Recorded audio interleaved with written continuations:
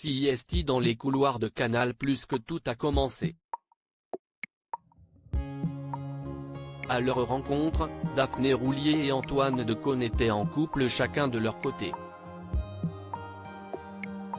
Collègues depuis les années 2000, l'animateur et la journaliste ne seraient probablement jamais tombés amoureux si on ne leur avait pas demandé de travailler en duo. On s'est croisés sans se voir pendant des années.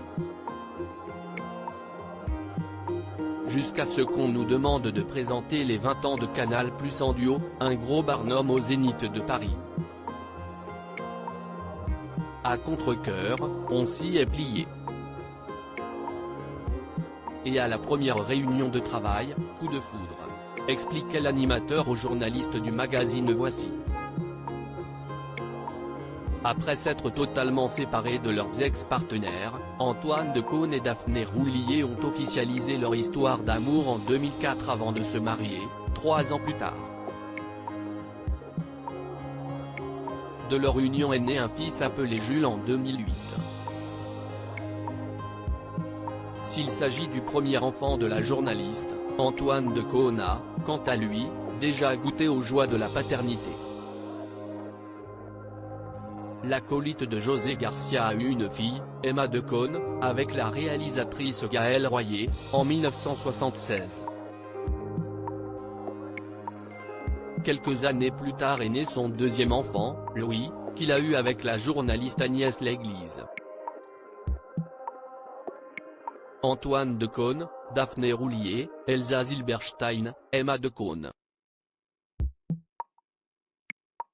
Ces femmes qui ont marqué sa vieille préfèrent jouer avec ses potes qu'avec son vieux père dans les colonnes du JDD en 2020. L'animateur avait fait des révélations sur son petit dernier en évoquant leur complicité. Je l'amène au skate, lui montre des films, des livres, mais évidemment il préfère jouer avec ses potes qu'avec son vieux père. Je ne lui en tiens pas rigueur, j'étais pareil, enfant, avait-il expliqué. En effet, il n'aimait pas accompagner son père Georges au stade de foot lorsque celui-ci était chargé de commenter les matchs. Ma détestation du ballon rond vient de là, rétorque Antoine Decaune. Article écrit en collaboration avec 6 médias. Créatif photo, Coadic Guirec.